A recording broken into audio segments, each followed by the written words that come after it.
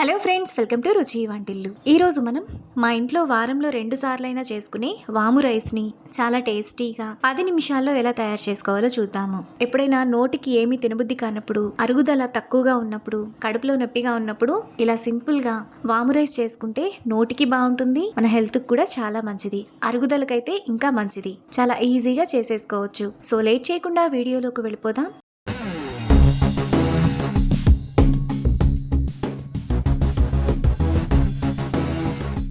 ముందుగా వాము రైస్ చేసుకోవడానికి స్టవ్ మీద ప్యాన్ పెట్టుకొని అందులో 1 టేబుల్ స్పూన్ ఆయిల్ వేసుకోవాలి. ఆయిల్ వేడైన తర్వాత 1 టేబుల్ స్పూన్ వాము వేసుకొని ఒకసారి కలుపుకోవాలి.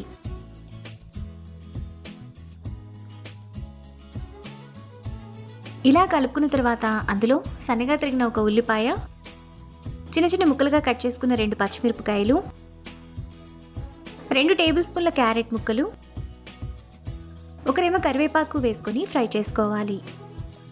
ఈ వాము రైస్లో క్యారెట్ అనేది ఆప్షనల్, మీకు నచ్చితే వేసుకోవచ్చు, లేదంటే స్కిప్ చేసేయండి.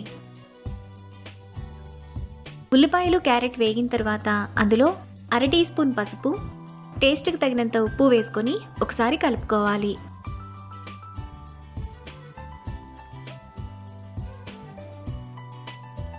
ఇలా కలుపుకున్న తర్వాత అందులో 200 గ్రాములు ఉడికించిన రైస్ను వేసుకోవాలి. ఇప్పుడు రైస్ అంతా వాములో కలిసేలా బాగా కలుపుకోవాలి.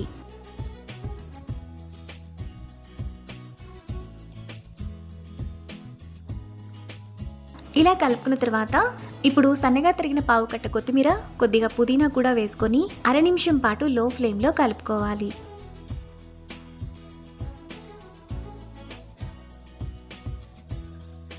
ఇలా కలుపుకున్న తర్వాత లాస్ట్లో 1 నిమ్మకాయ రసాన్ని పిండుకొని స్టవ్ ఆఫ్ చేసుకొని కలుపుకోవాలి. ఈ వాము రైస్లో నిమ్మకాయ వేసుకుంటే టేస్ట్ చాలా బాగుంటుంది.